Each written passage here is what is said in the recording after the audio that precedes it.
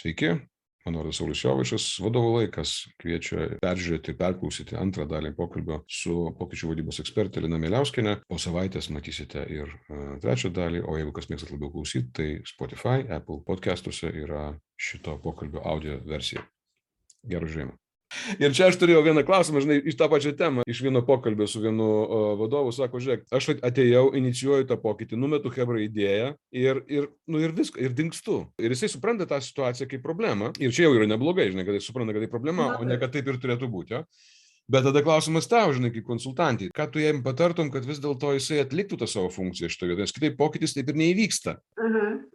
Aš tam vadovui pasakysiu, net ne patarimą, o pasakysiu tyrimo rezultatus, kurie buvo daryti 10 metų. Su pokyčių vadyba 6 kartus pagerėja tavo projektų rezultatas. Reiškia, tu sugaišk to laiko, nes jo neturi ir neturi neįdomu, bet tu susidėliok viską teisingai su savo žmonėm, su kuriais tą darysi pokytį, ne? Sugaišk ten tas kelias dienas, po to, reiškia, turėk pastovį matavimą ir tą padarysi tiesiog greičiau, kokybiškiau ir 6 kartus efektyviau. Tai apie ką čia kalbėti? Jo, it's okay. Jo, matai, man sudaro toks įspūdis, žinai, kad kartais chebra įsivaizduoja, kad tas, reiškia, pati pokyčių vadyba, tai yra, tai tau reikės labai daug daryti. Tu kalbė apie tai, kad, žinai, tu turi, susėstų chebra, sugaištas kelias dienas, reiškia, susitarti, apsitarti, kaip matuosim, kur judėsim, kaip ten ką, ir po to turėti, reiškia, atitinkamai sutartus ten laikus ir vietas, kad tu tiesiog čekini, kaip ten viskas dalykai vyksta.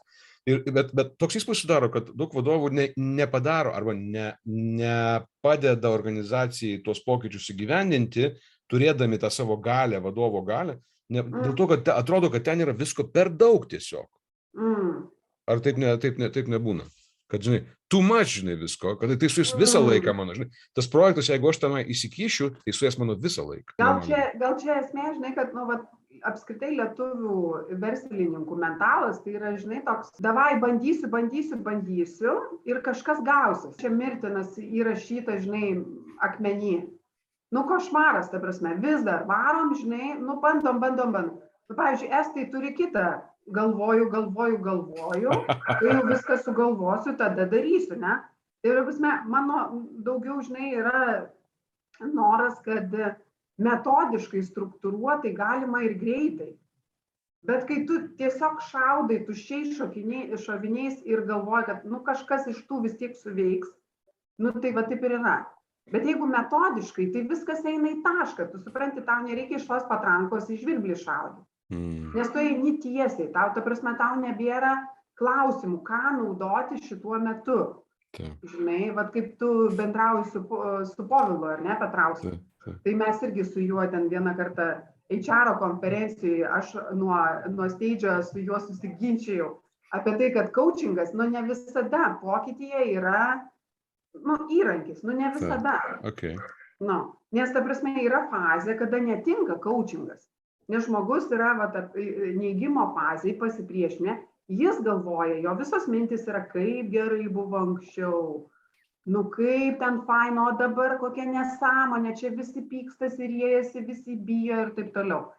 Jo, tai apie kokį coachingą mes čia galim šnekėti, galim tik sakyti per petį, sakyti, koks tu šaunuolis, kaip tu kompetentingai viską geri darai, žiūrėk, kokie mūsų planai. Tai ta prasme yra, šiek tiek momentas tas, kad mes, kai netinkamus įrankius naudojam netinkamose vietose, tai ir gauna belebardą ir tada sako, tai aš geriau tada iš vis nedarysiu, kas yra, logiška. Taip. Kol tu pasakai, aš prisiminiau labai seniai vieno verslininko klausiu, kokia jūsų įmonės strategija. Jis man sakė, kad paeitų.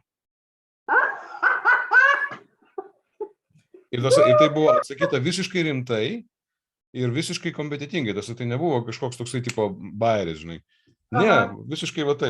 Tai tas, žodžiu, apie tai, kad tu kalbi, kad mes turim. Ir dar vieną prisiminiau, kad esu girdėjęs Estijoje, kada turėjau reikalų, reiškia, tai esu girdėjęs, kad sako, man prisipažino bare, reiškia, vienas estų verslininkas, sako, žinot, kai mes kartais vadiname jūs lietuvius, jau. Nuo šito žaisliuko, žinai. nenoriu žeminti jokiais būdais mūsų, nes pas mus viskas yra gerai, mes įvairiais metodais, mes galų galia ir mokomės ir taip toliau, ir yra pokytis vyksta, yra tų, kurie, ir turiu galvoje, mentalinis pokytis vyksta ir panašiai, bet, reiškia, kai kurie iš mūsų sukūrėme tą įspūdį, kai kuriems kitiems apie tai, kad daug veiksmo, nulis rezultato. Mažai naudos. Jo. Bet šitoje vietoje aš tave noriu truputėlį kitą pusę perlint, būtent tęsiant va šitą idėją apie tai, kad kokie mes esame ir galbūt kaip mes keičiamės. Kas pastaruoju metu, nežinau, pastarosius metus, kai mes turėjom tą tokį sudėtingą situaciją su pandemija, dabar tęsiamės, reiškia, su sudėtingom situacijom. Kas tave pozityviai nustebino, kai tu turi reikalą su vadovai šiandien ir kada kalbėjai apie pokyčių vadybą? Kada nustebai, atradai, kad anksčiau taip nebuvo, žinai, arba, matai, kaip vyksta, žinai. Ar turi tokių pastebėjimų, nustebimų? Jo, labai geras, žinok, man labai patinka, labai ačiū, labai geras klausimas. Toks, tas nustebimas mano yra jau dabar, kad niekas nebekvestionuoja, kad pokyčių vadyba vis dėlto yra svarbu. Okay. Anksčiau tai žinai, tas pokyčių valdymas, tai mes žinom. Bet ką žino, tai iš esmės, žino, žinai, čia tas pats kaip karaoke dainuot. Kuo daugiau alaus, tuo daugiau žinau, žinai, ir geriau dainuot. Tuo geriau dainuoja, jo. Tai vat iš tos serijos. Bet dabar jau atsiradęs toks, suvokimas, kad mes turbūt pridarėm daug klaidų ir prišaudėm tuščiais šoviniais. Ir dabar atsiradęs yra suvokimas, kad taip, reikia pokyčius valdyti ir atsirado daugiau, žinai, laiko ir jos skiria vadovai tikrai daug daugiau, lyginant su tuo, kas buvo anksčiau. Tai tikrai, žinok, nežinau, dabar procentais dar negalėčiau vardinti, bet kad yra, reiškia, net visos principė vadovų komandos, jos ne tik praeina, kad pro mokymus, nes dažniausiai duoda mokymus. Ne, jie pasiema projektą ir pasidaro projekto visą vadybą. Ir tas yra tikrai nuostabu. Su viena, beje, valstybinė organizacija mes darėm visą restruktūrizaciją ir visa vadovų CEO komanda 9 dienas net dirbo. Nereiškia ne vieną paskui kitą, žinai, bet per pusę metų. Reiškia, jie tikrai investavo save, atidavė visą save ir dabar puikus rezultatai. Ir ta prasme pas juos eina kaip sviestų dabar. Okay. Tai tą pačią temą, žinai, aš galvoju, tas matyt pokytis, jų požiūrio pokytis į pokyčių vadybą, jūs nori pokyčių į pokyčių, su pokyčiais ant pokyčių, su pokyčiais po pokyčiais. Tas pokytis, matyt, susijęs su vis dėlto kažkokiam sėkmės istorijom, su įvykusiais projektais, pasakoju apie valstybininkus, reiškia. Ar galėtum biškį leisti savo pasidžiaugti ir pasididžiuoti vos? Ta prasme, kad kaip žmogus, kuris atėjai iš šalies su pokyčių valdymo kompetencija ir padėjai, kad įvyktų. Nes aš manau, kad tas pokytis, dėmesys pokyčių vadybai, suvokimas, kad tai yra vis dėlto rimta disciplina ir kad jinai gali rimtai atnešti rezultatą, negalėjo atsirasti iš niekur arba iš perskaitytų knygučių. Tai turėjo atsirasti iš success stories, kaip ten bebūtų. Tai gal turi kokią istoriją? Jei gali pasakoti. Aš galvoju, kad aš turiu labai labai daug tokių istorijų ir dabar tik tai galvoju, kurią čia atsirinkti, žinai. Dramatiška kokio nors. Žinai, kaip buvo. Labai blogai, labai gerai. Žinai, kas yra dramatiška. Labai blogai, tai labai gerai. Princese. Aš vadinu šitą. Iš pelenės princese. Taip. Tai aš gal sakyčiau, pavyzdžiui, tai buvo, manau, kad tikrai turim ko pasigirti, tai yra Klaipėdos nafta. Tai yra organizacija, reiškia, šiam momentui, ji pasiekus nuostabius rezultatus ir tokią, kokią aš gavau. Kokią paėmiau Klaipėdos naftą, tai čia buvo prieš pandemiją.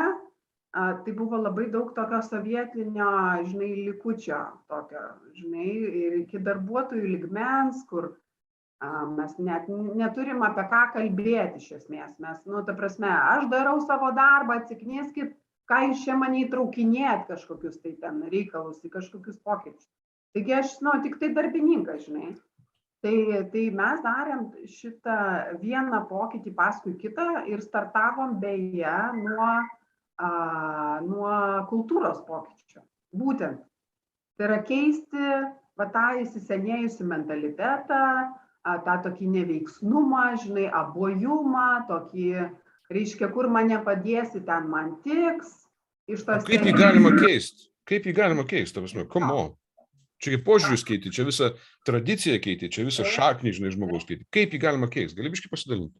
Jo, tai vienas iš sprendinių, žinai, aišku, yra, kaip sako, duonos ir žaidimų visada žmonėms reikia, žinai. Tai vat mes kūrėm tokį vertybių komunikacijos įrankį, labai mandrai skamba, bet iš esmės tai yra stalo žaidimas. Jo, stalo žaidimas, kur atsisėda 200 žmonių, 300 žmonių.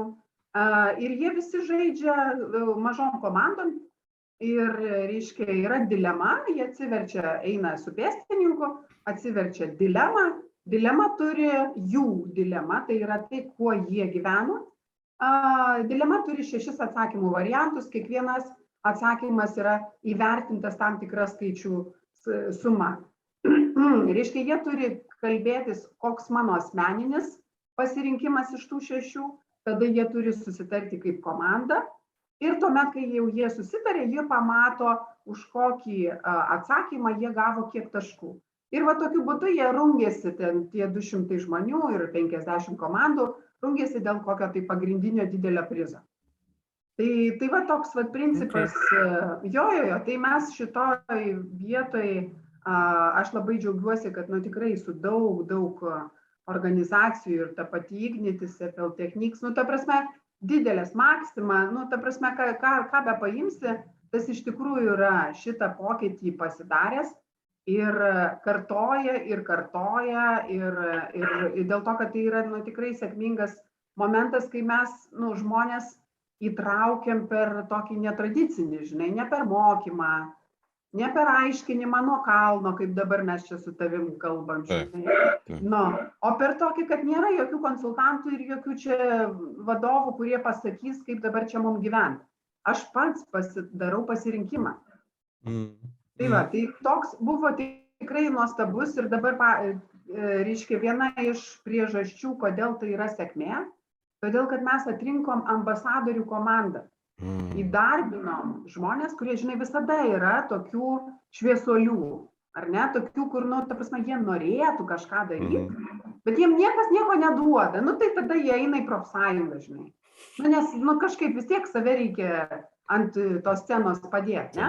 Tai va čia mes davėm jiems kurti tą įrankį ir žmonės visiškai atsiskleidė, ta prasme, jie, žinai, jie tapo ambasadoriais, jie tapo vėliavnešiais to viso projekto.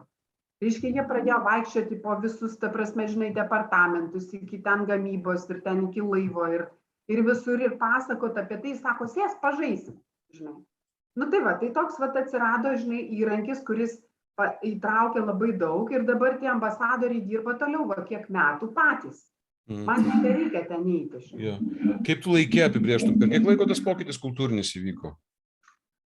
Aš galvoju, kad jisai dabar dar, nes vis matai, kas yra, vis atsiranda naujų žmonių, bet tiems naujiems žmonėms, kaip tu duodi pažaisti tokį dilemos sąrašą, tai kas tada atsitinka, jie iš karto gauna suvokimą, tai kokia čia yra organizacija ir ko jie iš manęs nori. Už ką yra, iš kokį elgesį yra duodama plus 500 taškų.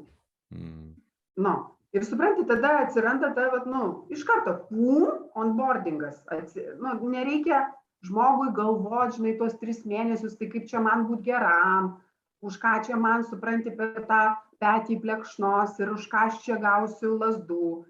Taip, iš karto jam aišku. Tai va, tai ta prasme dabar yra tas, va, kaip sakytas vadovas, kad paeitų, tai va paeina tokie, žinai, iš karto paeina. Tai, pandemijos nebūtų, būtų buvę greičiau. Pandemija, jinai, matai, mes visi išsigandom. Prisėdam metus laiko, taip, žinai, ant kėdučių.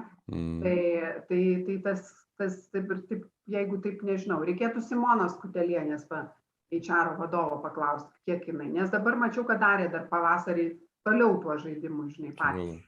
Okay. Ačiū jūsų dėmesį. Tai buvo pokalbis su pokyčių vadybos ekspertė Lina Mieliauskienė. Trečią dalį pokalbio galėsite matyti lygiai po savaitės čia pat profilyje arba susirasti Spotify ir Apple podcastų platformose. Ką veikia vadovo laikas kaip projektas, po kurio skėčių vyksta šitie pokalbiai, galite informaciją susirasti www.vadovavimas.lt. Iki.